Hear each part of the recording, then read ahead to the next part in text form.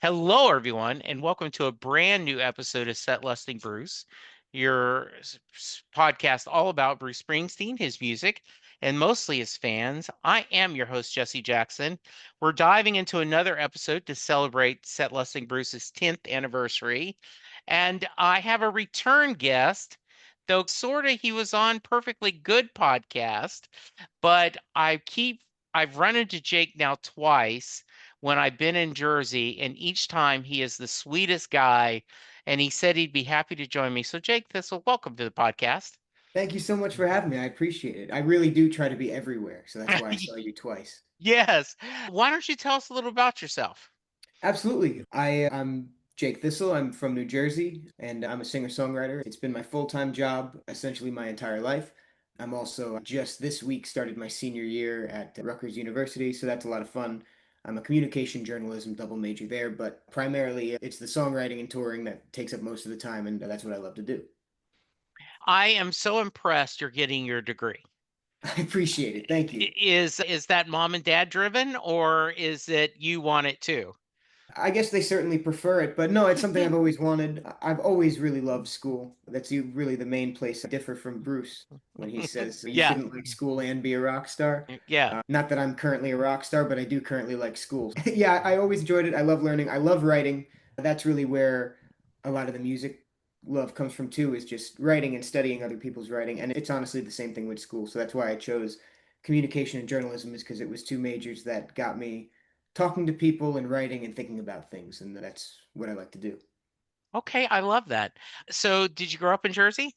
I did. Yeah, I grew up in North Jersey. Hmm. It's still where I am most of the time. I play a lot down the shore as well, and a lot of people think I'm from there too, which is totally fine. A lot of Yeah. cool stuff happens down there.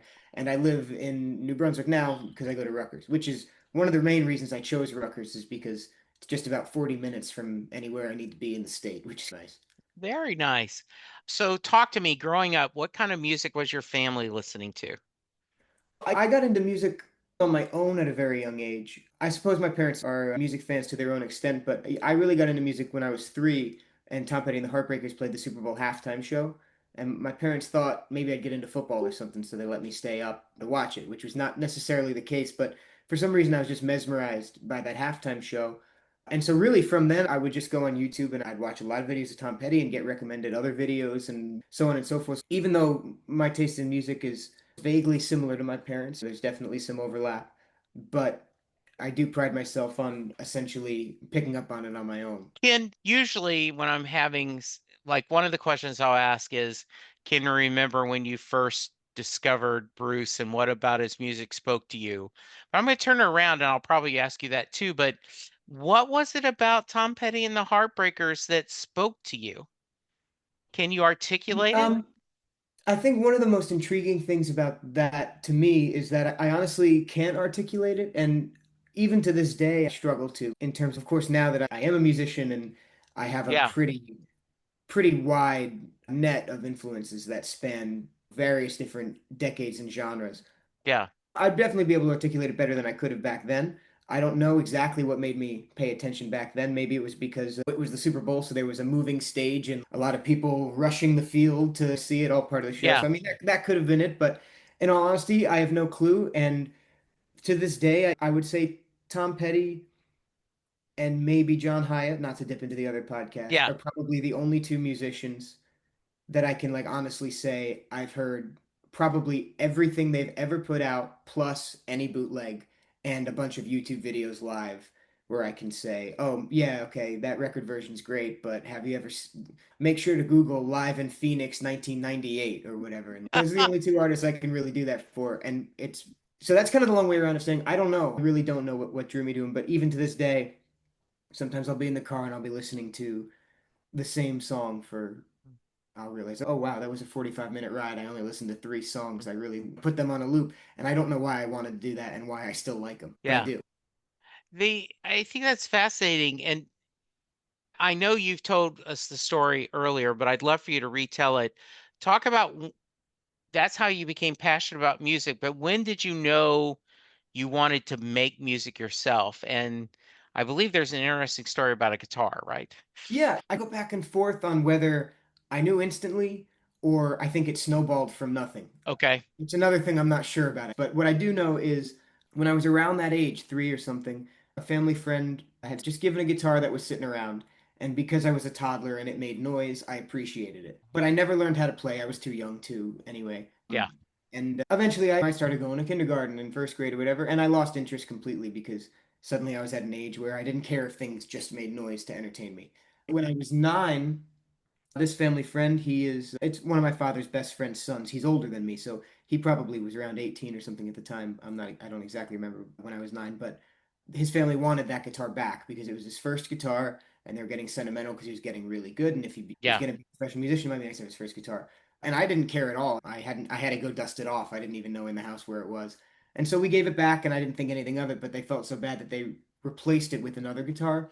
And at Okay. that point, getting gifted a guitar, now I guess my second guitar technically, and not knowing how to play, and at an age where I could learn how to play, it just seemed like a no-brainer to try. And he taught me my first couple chords like that day when he gave me the guitar, and then I started looking a lot on YouTube, and that's really how I started learning.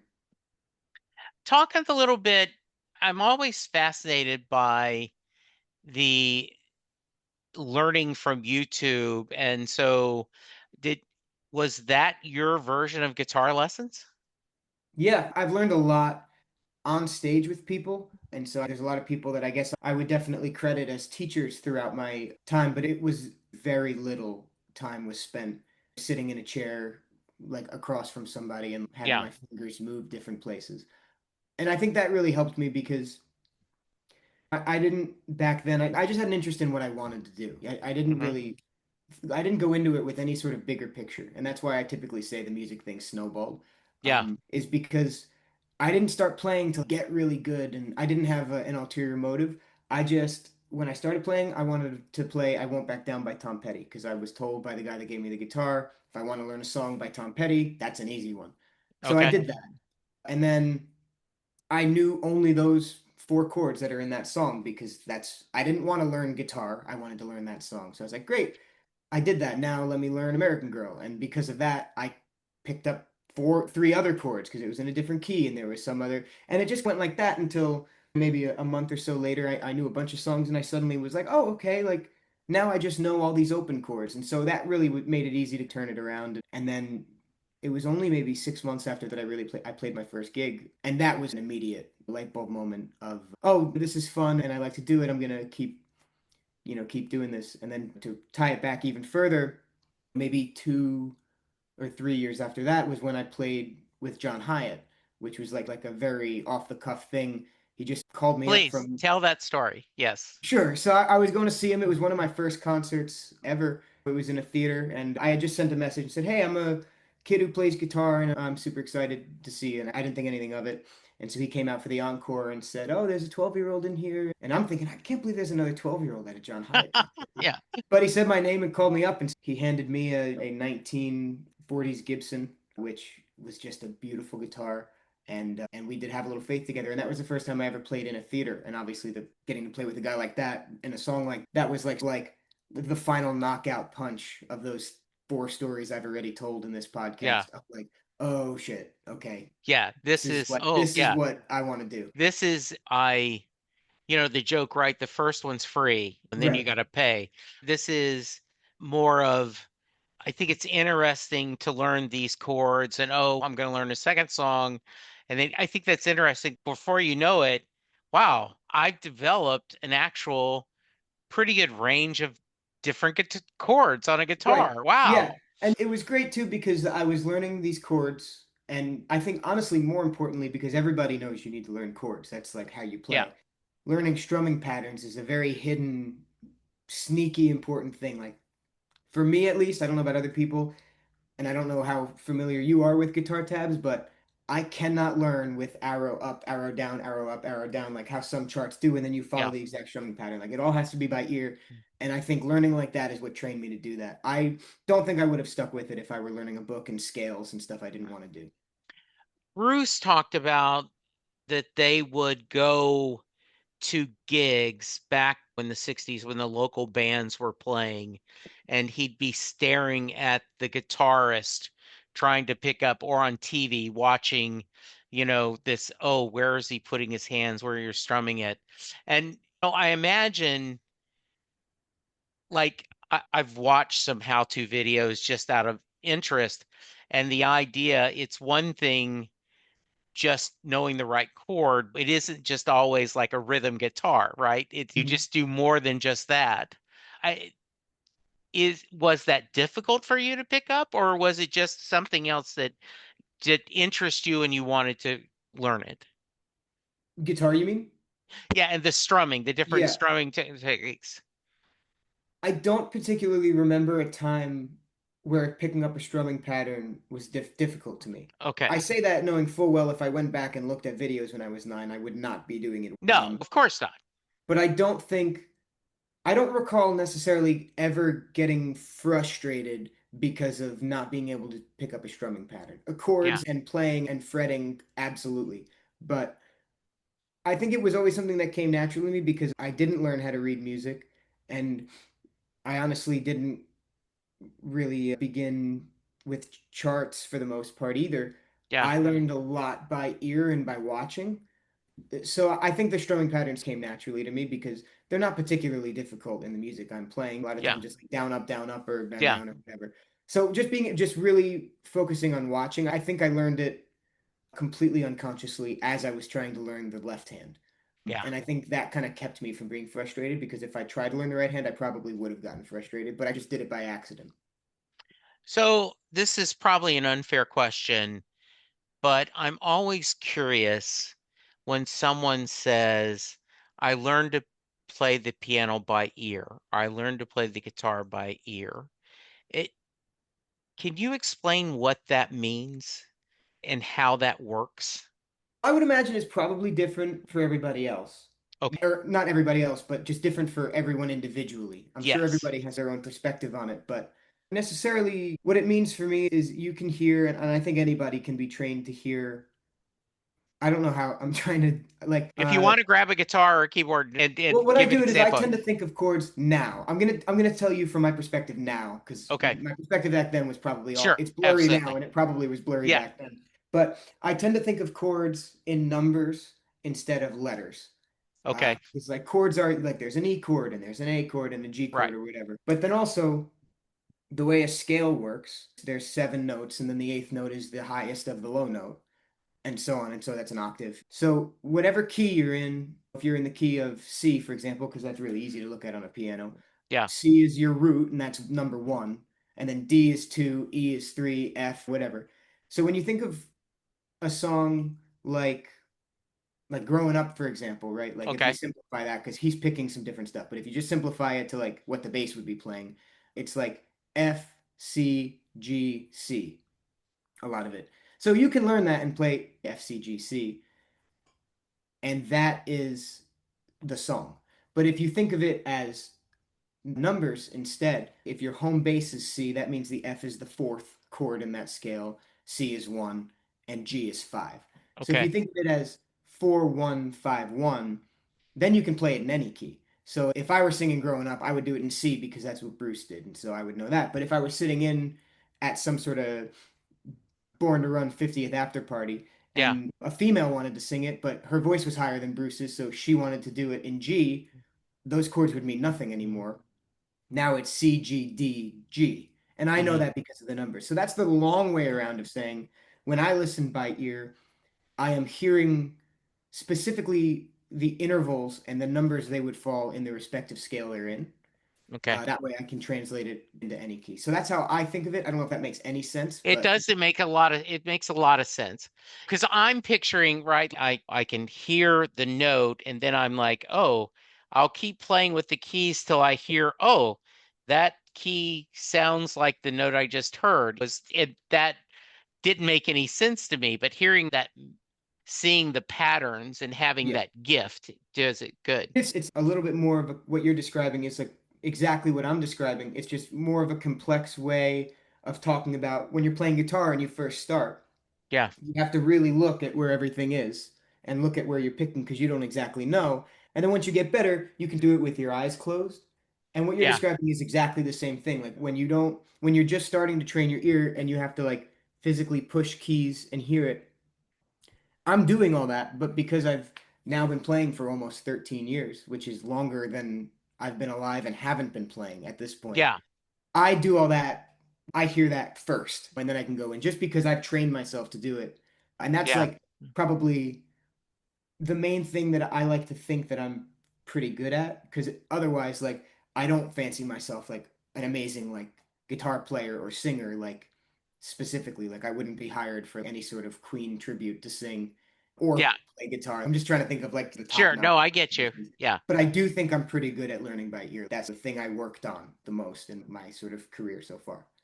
I remember my brother-in-law played drums back in the 60s. He Mhm. was typical high school band. Back like you see in the movies and hear about that, right? Yeah. They all and probably 15 years ago, his buddy, one of the guys that was in the band actually went and made a living doing music, playing local bands and wedding gigs and other stuff. And so they invited Ralph was going to be visiting and hey, you can join us. And they were trying to talk to him. One of the other band members is okay, yeah, we're going to do this and this. And Ralph was like, just tell me how it goes. And if you tell me how the song goes, I'll know how to drum. And Right. and so I hear you like I know how the song goes, therefore I can go in there and fill in what I need to fill in. Yeah, Absolutely. yeah. So you talked about loving Tom Petty, loving John Hyatt. There in Jersey, were you always aware of Bruce Springsteen? And was there a Road to Damascus moment where you discovered Bruce and that music started speaking to you? Yeah, it's funny because Bruce's story or my discovery of Bruce is definitely a little bit of a different path than the Petty and Hyatt stuff. Okay. Because I learned Bruce at a spite. I was playing on the street a lot, and I was a big Tom Petty fan and John Hyatt, but and others. You know, I Mm, was 10 years old and still didn't have a great grasp on the sort of 70s rock scene, yeah. 2014 or whatever. Being on the street in New Jersey, playing these ice cream shops and bars or whatever, a lot of people would request Bruce because I was a kid from Jersey. And so finally, one day out of spite, I learned No Surrender, I think was the first song I learned. And Okay. I just for fun, I put it, I had my Facebook page at that point, and so I just put it out on, I think the first one I put it out, calling all E Street fans and Spring Nuts Yeah. and everything like that. And so anyway, it did really well, and it got to a point where some guy sent me a message and said, "Hey, I have this hotel in England, and we're doing a Bruce weekend there, and we'd like to fly you out, and you could play the festival." And here I was, 12, and I had like sort of an opportunity for like a free trip to go get hired to play these gigs in England, and it just seemed like a ton of fun. I did it, and my parents evaluated to make sure I wasn't getting kidnapped or trafficked, of Yeah, course, I but was I gonna was a say, 12-year-old, a stranger yeah, sending I me was a gonna Facebook say, message. what did your parents say about that? Yeah, they evaluated, and it actually the charity happened to be Light of Day, but I Hmm. didn't know them. I didn't know that what that meant at Yeah. the time. I didn't know that now Light of Day would basically take up a month of my life every year, which is awesome. But anyway, so I had to learn two sets of 2 hours for this festival, and I knew one song, and now I have to learn 4 hours of material. So that was my intro to Bruce. I had the festival was at the end of I think it was either the end of January or the beginning of February, whatever the coldest month that England has was when I was there for sure. And so I had about 2 months to learn 4 hours of music. So that's what I did. It was just like Bruce consumed my life for those 2 months, and I fell in love with the music in the process. But it was definitely a little bit more on the clock than some of the other discoveries I've made in my life. The second I song I learned was Thunder Road. I do remember that. that is awesome. I love that. Since you brought it up, talk about how you got involved officially with Light of Day and why does it take so much of your life every year? I absolutely love working with Light of Day. And my first year doing it was 2020.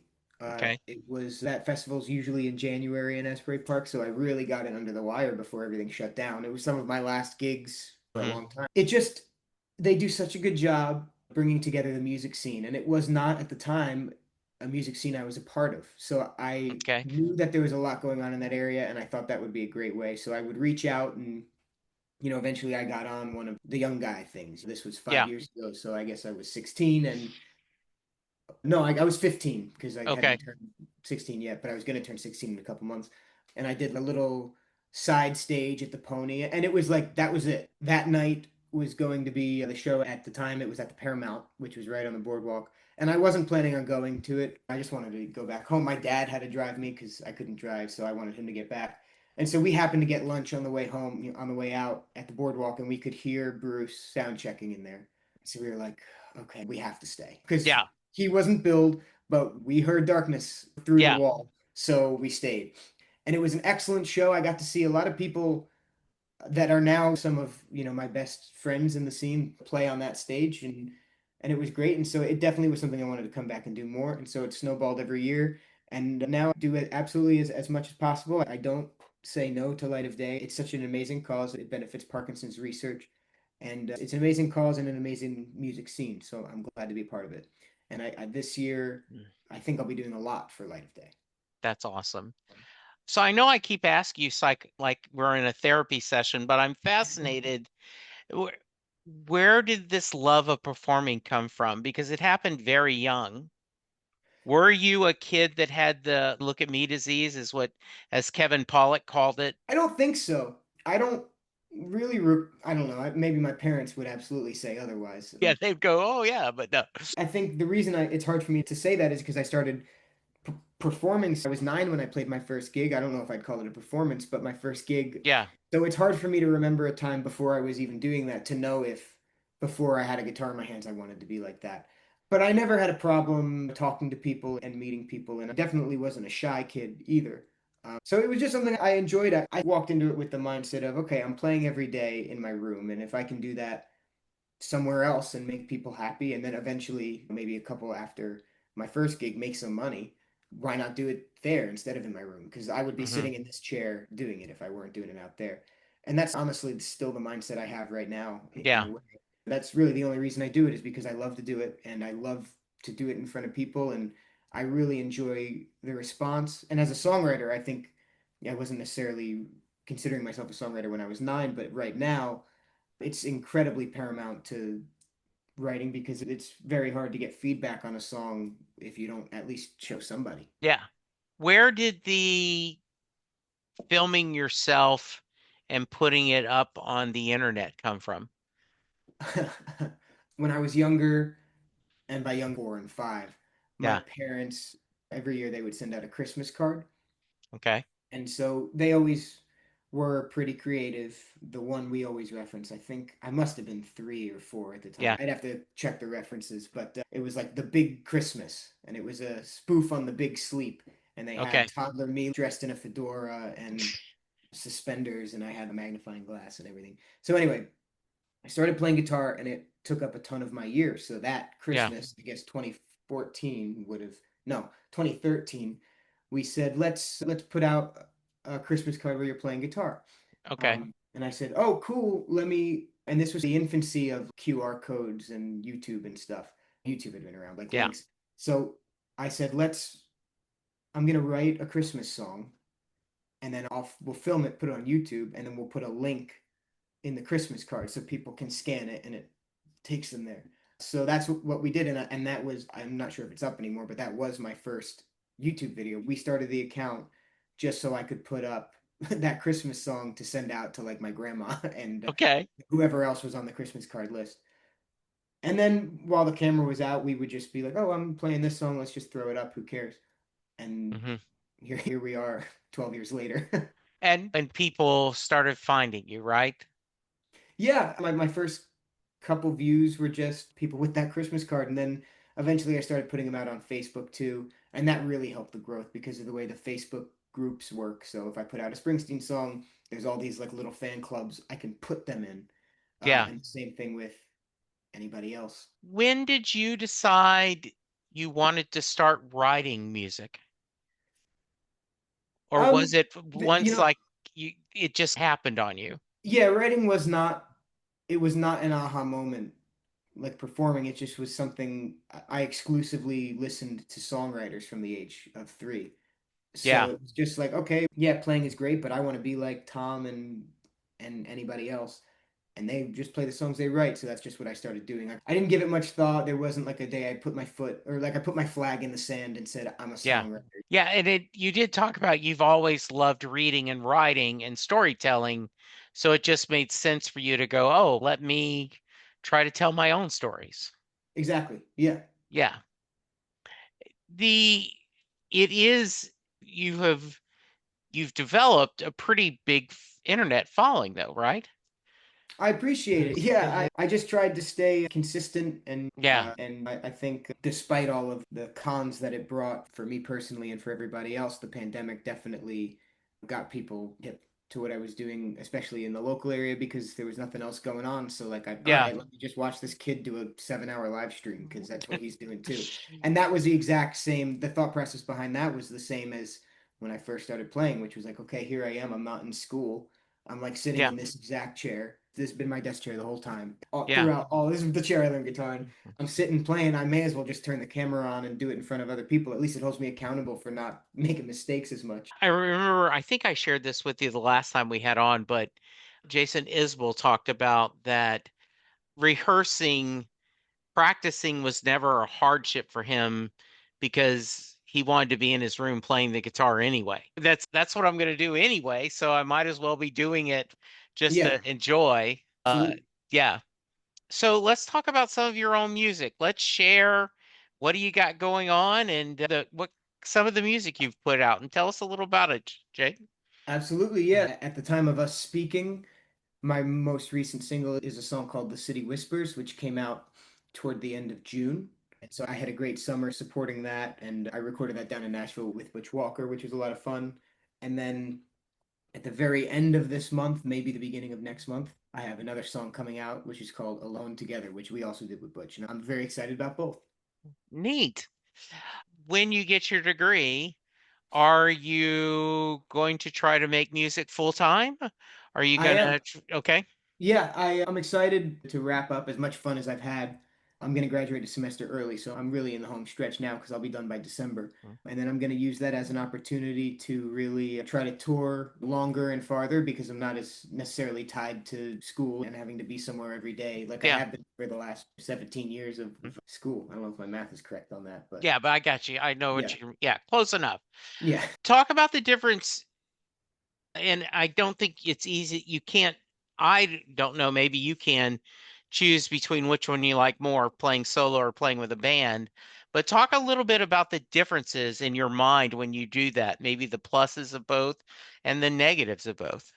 Yeah, for sure. I think there is something always really special about playing with a band. And so I really do enjoy when I get to do that for a number of reasons. One, it's cool to connect with other musicians, especially getting to hear Hmm. what somebody else would play. Because on a lot of the songs that I've put out, for one reason or another, I've played almost everything. It's typically Yeah. the producer plays drums, and I do the guitars and the keyboards and the bass, or some combination of me and the producer or whatever.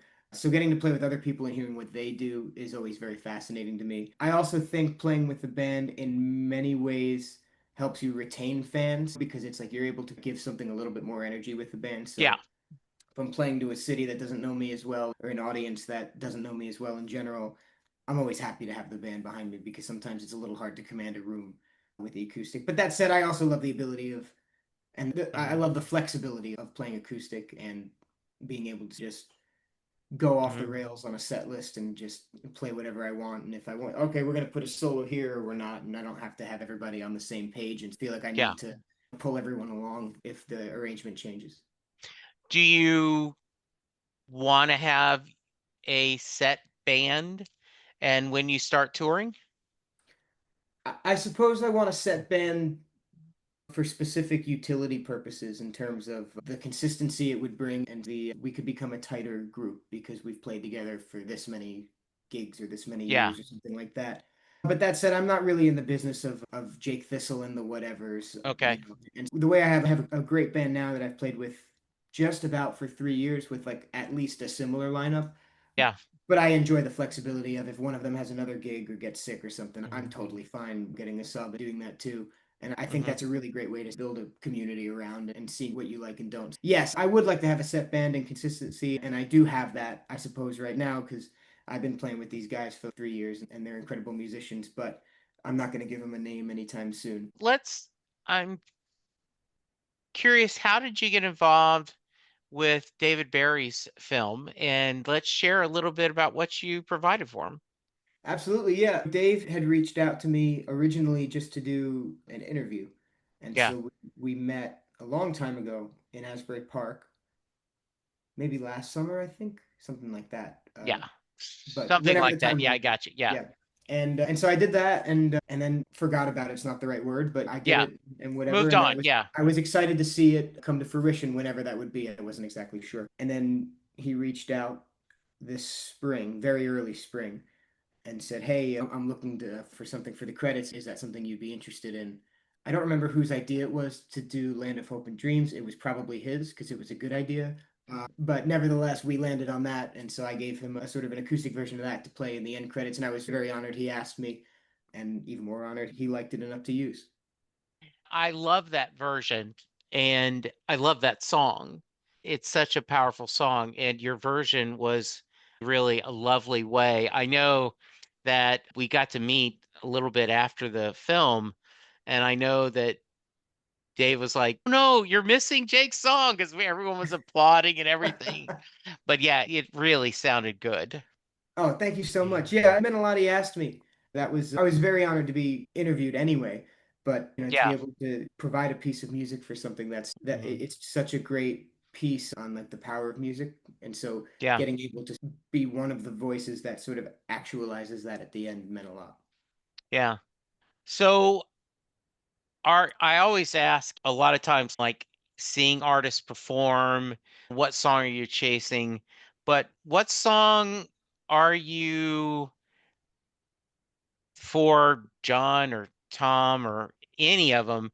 What's a song that you're still trying to master that you're just, are there two or three that you're still trying to work on so that you can put them up on the YouTube channel?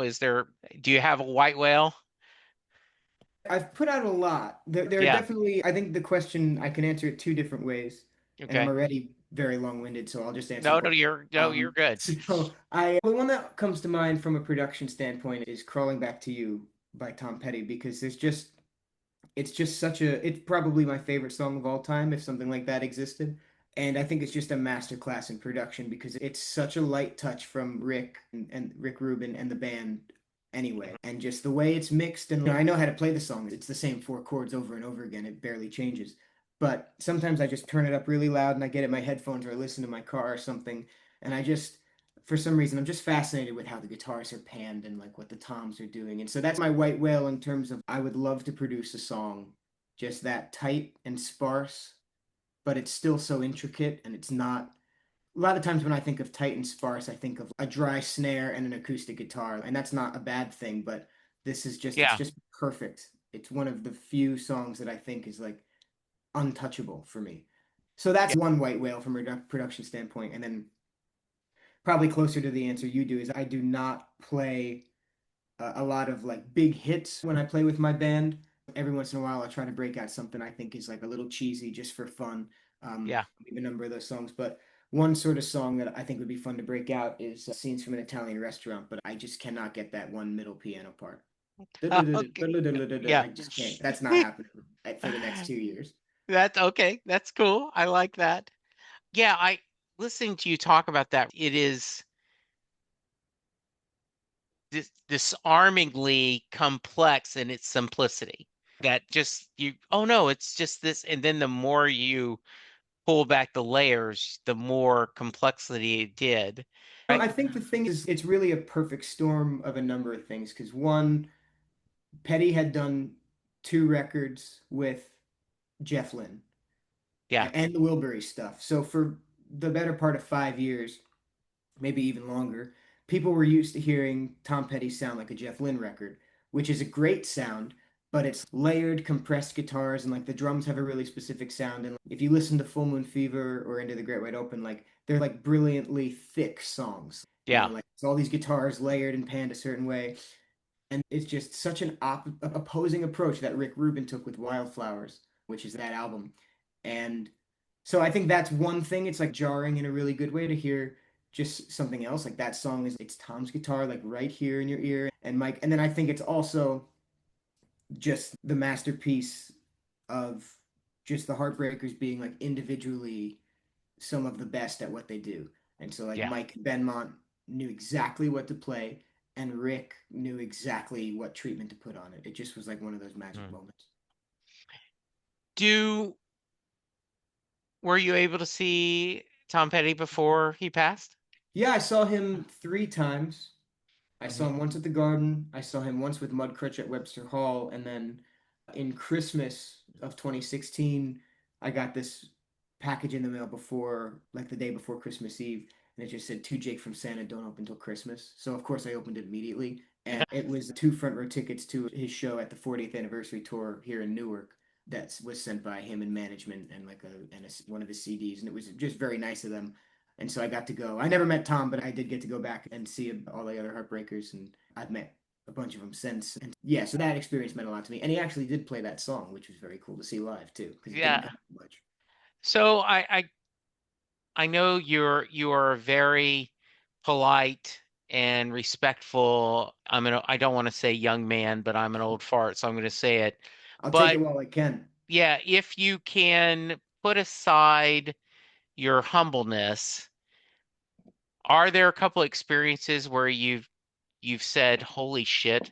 Like I would think getting a package from the Tom Petty's management team would be a holy shit moment. Are there others, if you want to brag a little bit and just of things you're like, I can't believe this? Honestly, the thing is about I think of it. It's there's some holy shit moments retroactively. I don't think Yeah, at the time I was really thinking that, yeah, and I think the reason is because like right now they're holy shit moments to me because I look back and it's these people that are I feel just so overwhelmingly lucky to have interacted with yeah, some of the sort of most consequential names in music history, sometimes American cultural history. But I've been really lucky to meet some of the most polite, supportive, and down to earth people. So right. it doesn't feel like that at the time. If I'm lucky enough to see like last month, I got to see Benmont backstage at a show he did in New York.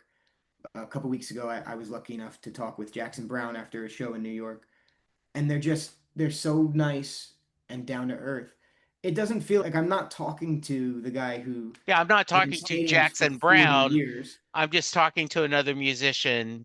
And They absolutely never had to, but they've all done a really sweet job that I greatly appreciate of just acting like I was a peer, as if I was, yeah, which I appreciate. And that goes for pretty much everyone I've interacted with. I don't have a lot of horror stories. So, yes, I would say collectively they're all holy shit moments. And I look back and go, I can't fucking believe that just happened.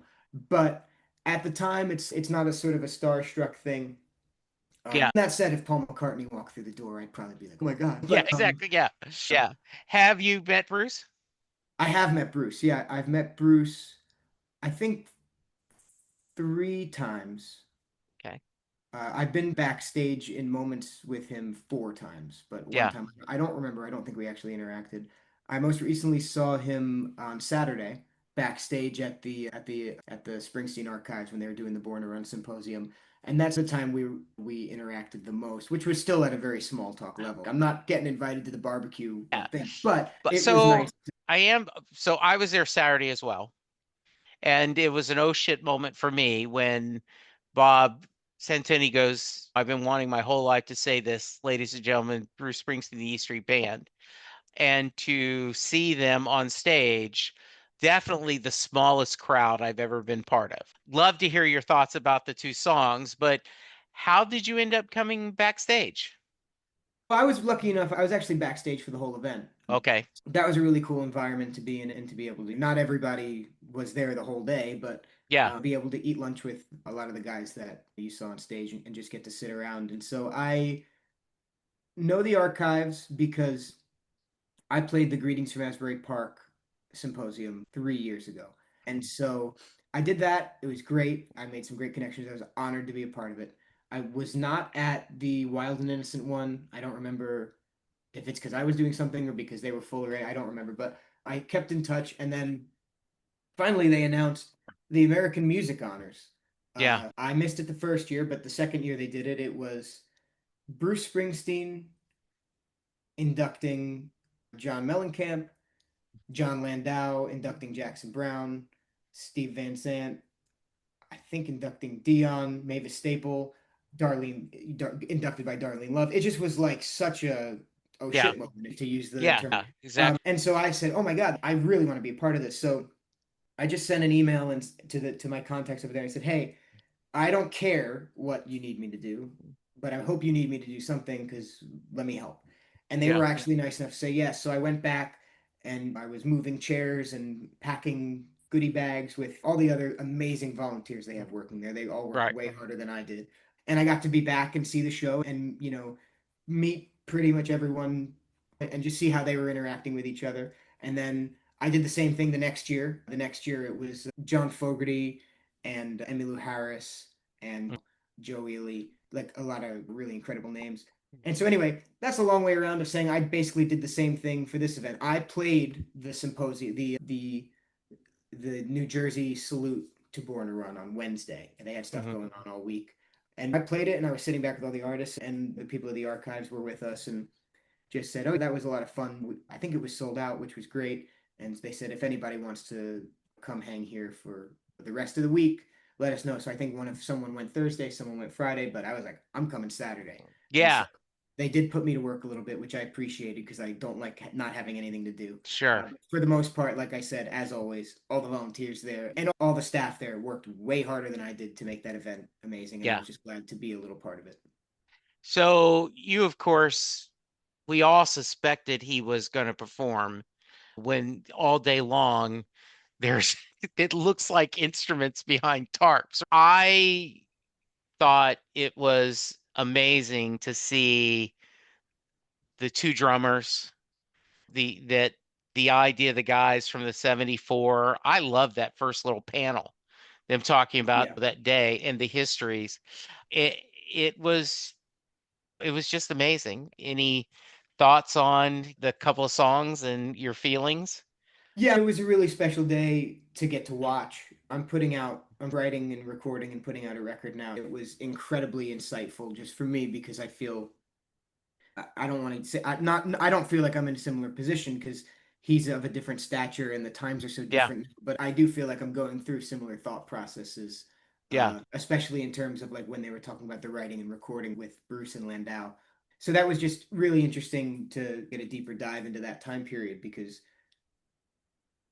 it seems like there was definitely to a certain extent like they knew what they were doing. It's not like they weren't sure about Born to Run. Like you can tell the way I interpreted it, like they would listen back and like they knew this was a badass record. yeah. I think the idea was we this is a good one. Yeah. I'm certainly not putting myself in the same category at all, but there are podcasts where I go, wow, that was a lot of fun. And then there's podcasts where I go, okay, that one went to 11 to do Right. Spinal Tap, right? Yeah, yeah, It yeah. just, you just can feel it. Yeah, Yeah. So I really enjoyed their insights. good. Do you interact at all with the Mammoth, we got to hear the kids from the Mammoth record company, and they had some of the students do a Runaway American Dream. I don't know if you've got to hear any of them. They did interpretations of different Springsteen songs. I don't know if you interact at all with the university or just with the archives. Yeah, I've never, to my knowledge, I don't think I've met anyone on that record, but I have Yeah. heard the record. I have a friend named Joe Rapola who runs Monmouth has this really cool thing they have called Blue Hawk Records, and it's Yes. like a student-run record company, and Joe Rapola really spearheaded that, and he's also a local songwriter that I've done Light of Day stuff with, for example. And so anyway, we were playing together actually full circle, we were actually playing together in the theater that I played with John Hyatt when I was 12. So I was already Okay. having an oh shit moment playing the Yeah. theater that he played. Yeah. Um, so that's your retroactive answer to that one. But Yeah. he played me at least, I think there's what, is there 5 songs? I know you have Yeah, more. I think He so. played Yeah. me at least 4 of them Yeah. backstage. And I thought that was incredible. And it was also great because we've been talking because it's our common interest in a lot of my classic rock Yeah. favorites, but I have tons and tons of very modern references I go to and titles in Yeah. that sense too. And so it was really cool to see those that kind of intersected and to hear Backstreet sound like a 1975, like the band the 1975. Yeah, it was, yeah, Sunday night. I was there Sunday, and that's what they ended with. They had live vocals to the production tracks. And so the students sang, and it was really a lot of fun. Oh, Yeah. that's great. Yeah. Yeah. Anything I should have asked you that I haven't, Jake? No, you always do a great job. You're so sweet. All right. If people want to hear more about you and buy some music, what's the best way? I suppose the best way is myname.com, Jake Thistle, THISTLE.com. And that has links to all my music and all the streaming platforms, as well as all my socials if you'd like to follow me there. So that's like the sort of epicenter of Jake Thistle. Good. All right, I'm going to get you out of here. But before I do, I'm going to ask you, I end every podcast with the Mary question. And what that is, Jay Armstrong, who is a honors English teacher in the Philadelphia area. He's now retired, but when he was teaching, he would give his students the lyrics to Thunder Road. They would treat it like it's a poem, and then he would ask them at the end of class, "Do you think Mary gets in the car?" So, Jake, that is your question. Does Mary get in the car at the end of Thunder Road? Yeah, I 100% think she gets in the car, and especially because that song opens the record. And Yeah, so, what the hell is the rest of the record about if she doesn't get in the car? I love it. I love it. Any final thoughts? No, thank you so much for having me. It means the world. I appreciate it. I think you're just amazing, and I don't want to give lofty expectations, but I feel like I'm talking to a young Jason Isbell. Oh, that's very kind of you. I Yeah, appreciate it. so I appreciate it. And everyone go check out Jake's music. And thanks for giving me a little bit of your time. I will have one other question. So, how many guitars do you have now? Because it appears I have a podcasting problem. Right. Do you have a guitar problem? Yes. I'm thinning the herd. Okay. I bought a guitar today. I don't know why I said that. I shouldn't have said that. I did buy a guitar today. That's another full circle. I just bought today. It's a 1952 Gibson, and the reason I bought it'll be my oldest guitar, and the reason I bought it is because it's only 4 years off, maybe 5 years off from the one I played that John Hyatt handed me.